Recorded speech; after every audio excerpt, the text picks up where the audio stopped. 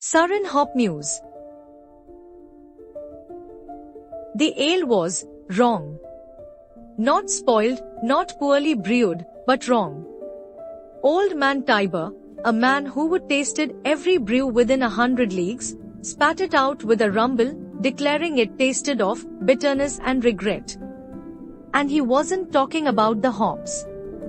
As Sarin Hop Muse Keg Song, brewer for the Silver Tankard, I knew instantly. It wasn't the ingredients, but the blessing. The annual blessing of the barley, performed by both the Sunstone priests and the Shadowvine sisters, hadn't taken.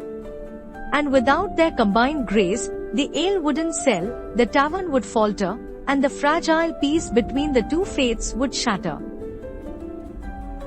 My grandmother, Elara, was the first to break the cycle.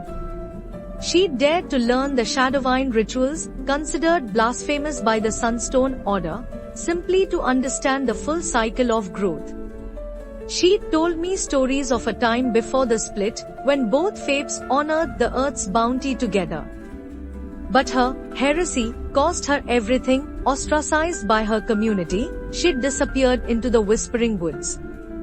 I always believed she sought a way to reunite the faiths, but the Sunstone Order claimed she'd renounced them entirely. Now, facing a tainted brew and a potentially collapsing peace, I realized I needed to find her lost research, the key to understanding why the blessing had failed. It was hidden, she'd said, where sun kisses shadow. The place where sun kisses shadow turned out to be the abandoned Sunstone Observatory, built atop the Shadowvine Grove centuries ago. Inside, amidst crumbling star charts, I found her journals. But they weren't about rituals. They spoke of a deliberate fracturing, orchestrated by a power-hungry Sunstone high priest, Marius Volkov, who feared the Shadowvine's growing influence. He'd subtly altered the blessing rituals, creating a dependence on his interpretation, allowing him to control the harvest and, consequently, the region. My blood ran cold. The failed blessing wasn't an accident, it was a deliberate act. And Volkov was preparing to exploit the crisis. I tried to warn the Tavern Council, but Volkov, anticipating my move, painted me as a heretic, whispering accusations of Shadowvine sympathy. He swayed them with promises of a pure blessing, conducted solely by the Sunstone Order. They dismissed my warnings, even threatening to banish me. Desperate, I sought the help of Sister Lyra, a Shadowvine elder. She confirmed my fears, revealing that Volkov had also been poisoning the sacred Shadowvine roots, weakening their power. The situation was far worse than I imagined. A full-scale religious war was brewing, orchestrated by a single, ambitious man. Lyra revealed a secret. Elara hadn't renounced the Sunstone faith.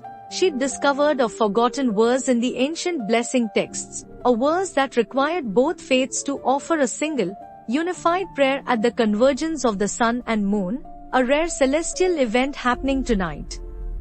But Volkov had already seized control of the ancient altar, planning to conduct a purified blessing, solidifying his power. I remembered Elara's last words, the true blessing isn't about control, Sarin, it's about harmony. I had to reach the altar, not to fight Volkov, but to remind him and everyone else of that forgotten truth. The moon was rising, and time was running out. I arrived at the altar just as Volkov began his corrupted blessing. He sneered, dismissing me as a fool. But I wasn't alone. Sister Lyra and a small group of Shadowvine followers stood with me, defying his authority. I climbed the altar, ignoring Volkov's threats, and began to chant the forgotten verse, my voice echoing across the valley. Lyra and her followers joined in, their voices blending with mine. The air crackled with energy. Volkov, enraged, tried to silence us, but his power faltered. The combined prayer, the unified plea for harmony, resonated with the ancient stones. A blinding light enveloped the altar, momentarily silencing Volkov. When the light subsided, he stood shaken, his ambition momentarily extinguished. The tainted ale began to clear, its bitterness replaced with a subtle sweetness. The harvest was saved. Volkov, stripped of his authority, was taken into custody, his manipulation exposed. The tavern council, humbled, apologized for their haste. The blessing of the barley was performed anew, this time by both the Sunstone priests and the Shadowvine sisters, side by side. As I watched the ceremony, a faint smile touched my lips. The peace was fragile, yes, but it was a peace built on understanding, not control. And I, Søren Hopmuse Kegsong, the brewer who dared to remember the forgotten words, knew that with every pint poured, every ale brewed, I was helping to nurture that harmony, one sip at a time.